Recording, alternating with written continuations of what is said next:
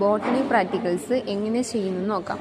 അതിനായിട്ട് നമ്മളിത് കാഞ്ഞിരത്തിൻ്റെ സ്റ്റെമ്മാണ് എടുത്തിട്ടുള്ളത്.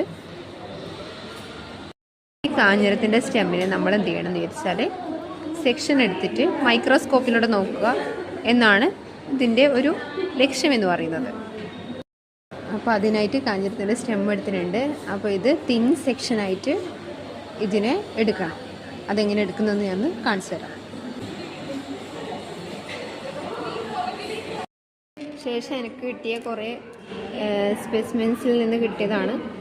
അപ്പോൾ ഇതിൽ നിന്ന് തിൻ സെക്ഷൻസ് കണ്ടെത്തിയിട്ട് അതിനെ മൈക്രോസ്കോപ്പിലൂടെ ഒബ്സർവ് ചെയ്യുകയാണ് ഇതിൻ്റെ ഒരു കാര്യങ്ങൾ എന്ന് പറയുന്നത്. തിൻ സെക്ഷൻസ് കിട്ടിയിട്ടുണ്ട്. അത് സ്റ്റെയിൻ ചെയ്യാൻ വെക്കുക. അല്പം സമയം വെച്ചാൽ മതി. കുറച്ച് നേരം ഒന്ന് ഡിപ്പ് ചെയ്ത ശേഷം അത് നേരെ സ്ലൈഡിലേക്ക് മാറ്റാവുന്നതാണ്. സ്ലൈഡ് എടുത്ത് വെച്ചിട്ടുണ്ട്. സ്ലൈഡിൻ്റെ നടുവശത്ത് ജസ്റ്റ് ഒന്ന് എടുത്തു വെക്കണം. സ്റ്റെയിൻ കുറച്ചും കൂടി കൂട്ടേണ്ടതാണ്. ശേഷം കവർ സ്ലിപ്പ് ഇട്ടിട്ട് അതിനെ മൈക്രോസ്കോപ്പിലൂടെ ഒബ്സർവ് ചെയ്യാം. കവർ സ്ലിപ്പ് ഇടുമ്പോൾ ശ്രദ്ധിക്കേണ്ട കാര്യം എയർ ബബിൾസ് കയറാണ്ട് ശ്രദ്ധിക്കണം. ഇപ്പോൾ കവർ സ്ലിപ്പ് ഇട്ട് വെച്ചാണ് കാണുന്നത്.